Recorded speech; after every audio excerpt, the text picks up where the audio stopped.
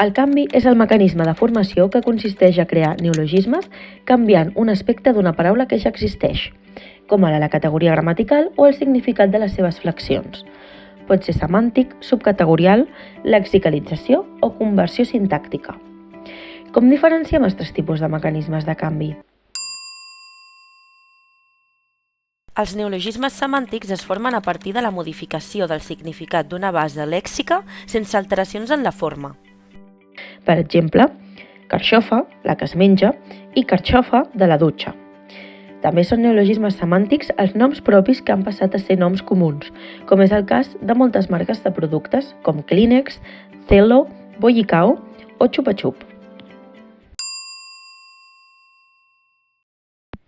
Els neologismes subcategorials són aquells que s'han format a partir d'un canvi en la subcategoria gramatical d'una paraula ja documentada al diccionari.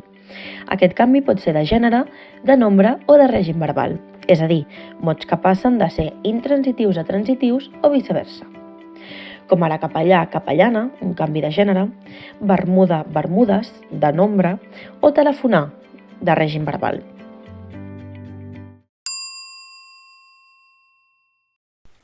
Es tracta de casos en què una forma flexiva, com ara el plural d'un substantiu, un diminutiu o un augmentatiu, o bé un participi de passat com a substantiu, es lexicalitza com a paraula independent.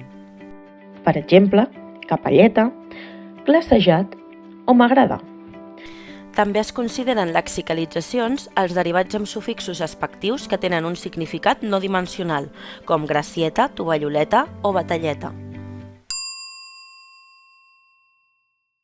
Aquesta mena de neologismes es formen a partir del canvi de categoria gramatical d'una paraula sense cap modificació formal. Per exemple, l'ús de l'adjectiu documentat al DIEC, transgènic, com un substantiu.